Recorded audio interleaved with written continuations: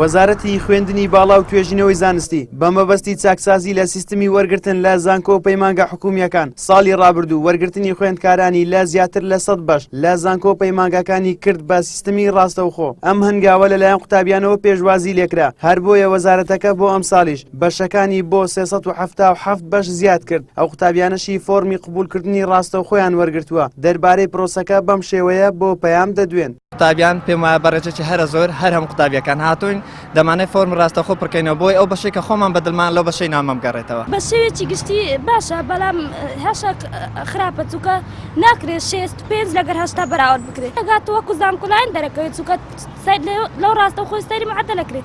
هێشتا هەیە هەتا ئەگەری هەشتاکە زیاترە لە وەرگرتنەوەی 65 هەیە. فۆرمی ڕاستەوخۆ قوتابیانی دەرچوو کەوتوی خولی دووەمیش دەگرێتەوە. بۆ هەر قوتابیەک کە بیەوێ فۆرمی ڕاستەوخۆ وەربگرێ پێویستە سەرەتا سەردانی تۆماری کۆلێژ یاخود پەیمانگا بکات بە مەبەستی تۆمارکردنی ناوی و ژمارەی ئەزموونەکانی پۆلی 12شی لە فۆرمەکەدا پێویست دەبێت. لە وەزارەتی خوێندنی باڵا بە شێوەیەکی بەرنامەیەکی باشی بۆ دانرا کە دابەش دەکرێت بەسەر هەموو کۆلێژ و پەیمانگەکان لە دوایدا ئێمە کۆدەکان داخل دەکەین 130 نمرەکان لەلای ئێمە 170ەکەی دەگەڕێتەوە سەر ئەوەی کە نمرەی پۆلی 6 بەس 130ەکە کوتەسی دەکرێتە چاوپێکەوتن بەپێی بەشەکان دوای دەنێردرێت بەرز دەکرێتەوە بۆ وەزارەت. بەس ئەوە بە شێوەیەکی وایە لە ئێستادا عملیەکە وا دانرایە تەنها قوتابی دێتن سەردانی بەش دەچێتە تۆمار لە تۆمار بەس ناوکەی خۆی تۆمار دەکاتن بەچ بۆی کە ناوی خۆی تۆمار کردووە لە ڕێگەی پێشکەشکردنی نمرەی پۆلی 6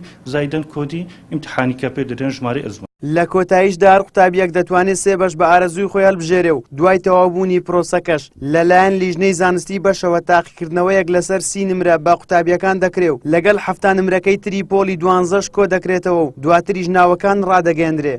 ئەم ساڵ ئەم پرۆسەیە فراوان کرا بۆ 377 بەش لە سەرجەم زانکۆ و پەیمانگە حکوومیەکان لە هەرێمی کوردستان کە پرۆسەی وەرگرتنی ڕاستەوخۆی زانکۆی تێدا جێبەجێ دەکرێتن. دەتوانێت لە یەک کاتیشدا داواکاری بۆ 3 شوێن پێشکەش بکات کە لەگەڵ حەز و ئارەزوو خواستی خۆی دەگونجێتن.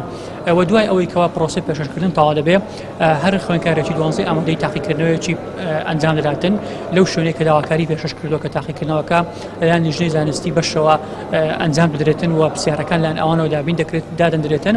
تاقیکردنەوەکە لەسەر 30 نمرە دەبێتن و ئەم 30 نمرەیە کە دەدیشان کراوە لەگەڵ 170 کۆنمرەی قۆناغی 12 ئامادەی کۆ دەکرێتەوە و دەچێتەوە پێشبڕکێی وەرگرتنەوە دواتر ناوەکانیان بڵاو دەکرێتەوە. سەرجەم زانکۆ و پەیمانگەکانی هەرێمی کوردستان لە 15 ئابەوە دەرگای وەرگرتنی فۆرمی ڕاستەوخۆیان بەڕووی دەرچواندا واڵا کردووە جگە لە بەشەکانی کۆمەڵەی پزیشکی و کۆلێژەکانی ئەندازیاری و یاسا و زمانی ئینگلیزی و 3 بەشەکەی تری کۆلێژی زانستی بایۆلۆژی و کۆمپیوتەر و کیمیا وا بڕیاریشە پرۆسەی وەرگرتنی فۆرمی ڕاستەوخۆ ماوەی مانجێک بخایەنێت. زریان سدیق، کەناڵی ئاسمانی پەیام، هەولێر.